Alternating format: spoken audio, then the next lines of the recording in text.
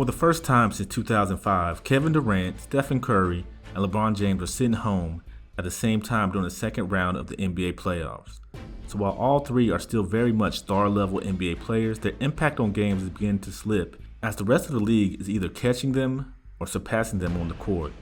Kevin Durant is now 35 years old, Steph Curry is 36 years old, and of course LeBron James is 39 years old, as they all plan to enter the 2025 NBA season. Well, most likely. So it seems like KD and Steph still have a little in the tank. And if I'm being honest, as great as Durant is, he still has a little to prove if he wants to be in anyone's top 10 all time, let alone top 5. Steph doesn't have much to prove as he has almost single-handedly changed the game, but he can still be effective and with the right group can probably bring home one more chip. However, it's 39-year-old LeBron James that is my topic of the day. In his 21-year season, LeBron James has won 4 championships with 3 different teams. He's a 4-time MVP, he's the scoring leader of all time, amassing over 40,000 points. Statistically, he's 4th all-time in assists and top 30 in rebounding. To many, he's the greatest player of all time. Not in my book, but if that's your opinion, then you can argue that. He's done everything a top 5 or 10 player should and could do. So what is his motivation going forward? Before I get into that, in no way am I saying that LeBron James should step away because of my opinions.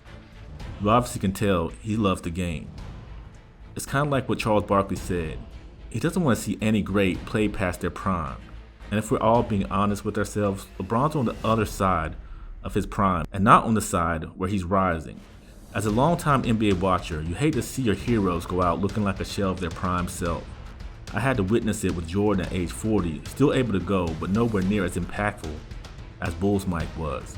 Kobe Bryant, who went out strong, but his farewell tour wasn't exactly a highlight reel of one of the greats. And my favorite player, Tim Duncan, looked every bit of ready to go home his last year, obviously staying on to get LaMarcus Aldridge acclimated, but still looking nothing like the former 2-time MVP. So is it time for LeBron to hang it up? But first, if you enjoy NBA breakdowns and analysis, please hit the like button like the GOAT used to hit buzzer beaters. Also, if you enjoy podcasts, and we all do, please check out our other channel, the GOATcast Podcast with myself and Big Nige, as we discuss NBA topics past, present, and even future. Thank you all, and back to the content.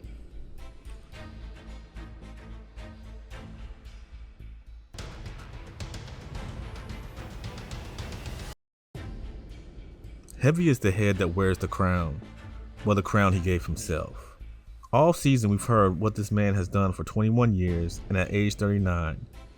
And if I'm being honest, LeBron had a phenomenal season, averaging basically 26, 7, 8, and being one of the more consistent players on that Laker team. LeBron has staved off Father Time for one more season, but there's few things in life that are undefeated. Michael Jordan in the finals, and Father Time. While media analysts will make you believe that since their bubble championship, the Lakers have been somehow elite in the Western Conference, each year it's their year, and they like their odds for the purple and gold against the field. Well, they've been nothing but play-in teams since 2020. Yes, since 2020, the Lakers have hovered around the 7 through 10 rank out west and have had to play their way into the playoffs, while completely missing the playoffs in 2022. That's the year they traded for Russell Westbrook and was dubbed the favorites to win it all by many, but couldn't even get into the play-in over at the DeJounte Murray-led, depleted San Antonio Spurs. It's that narrative that keeps LeBron afloat and gives his fans a false sense of hope every single season as he gets older and older and some of the little things begin to decline. That's not to say that LeBron isn't still really good, because he is. And on top of that, he has continued to hone his three-point shooting ability, a must as most wing players begin to age. It's just that, like Kevin Durant, LeBron doesn't have the same impact he once had. As we saw against Denver, he could absolutely get it done in spurts, but when the game was in their grasp, he often couldn't get it done, missing key shots or lacking effort on key possessions. Proves that either fatigue or just the rigors of tough games can take a toll on him, which is understandable. And if most treated LeBron as what he is, an elder in the NBA who is playing great for his age, he wouldn't get as much pushback from those that may not be his biggest backers, and they would just appreciate what he's able to do at an older age. Instead, it's fire the coach or get rid of this player, or LeBron needs help, every single year after every single loss or setback. But as we see year in and year out, there's one common denominator.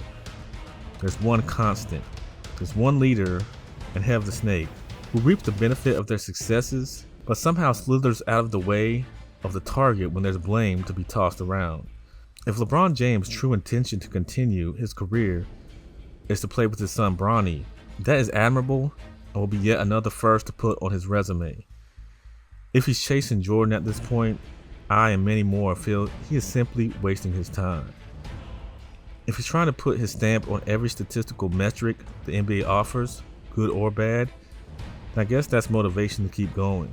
You just never want to see the greats looking like shells of themselves before they finally hang them up. And while LeBron still looks and plays at an all-star level most nights, each season there seems to be a toll taken, and his impact, which isn't a measurable stat that shows on the box score, but the actual outcome of the game, is becoming less and less as each Laker iteration tries to show they're still one of the West's elite. The King may need to take his talents elsewhere or accept that he may have to get out of the driver's seat and ride shotgun for his remaining years. But if these are the last few years of these elite players, they have given us some of the finest and most historic years the NBA has ever seen. And though they'll definitely leave a void once they're gone for good, looking at the new and upcoming era, I think the NBA will survive in the next era. No, I'm not saying LeBron should retire or that his career is over, but every athlete has a shelf life. Just like with food, you wouldn't grill up some steaks past their expiration date. So the fact that the day will likely come sooner than later, does a player like LeBron want to leave the game still able to be a factor in some capacity on the court, like say Wilt Chamberlain, leaving us on a great note? Or does he want to leave on a note where his fans will likely want to block that final season out of their memory, akin to Charles Barkley or Hakeem Olajuwon? With Bronny doing well in the draft combine and declaring to enter the draft for sure, is that the fuel to the fire that can lengthen LeBron's greatness a couple more years? I guess we'll have to wait and see, but as the youth movement is creating some absolute lethal competitors in the upper echelon of the current NBA ranks, you might want to fly into the sunset as they try to walk in your shadow, or be prepared for them to overshadow you. But what do you guys think? Does LeBron have more than 2 years left in his legendary career, or will he still be chugging along for an absolute insane fourth decade as 2030 approaches? Let me know in the comments section below. Also, if you enjoyed the content, please like and subscribe to the channel. Your support really helps keep the channel moving, and if you really enjoyed it, check out the membership tab and become a GC Hooper. Thank you all, and be back soon with more content.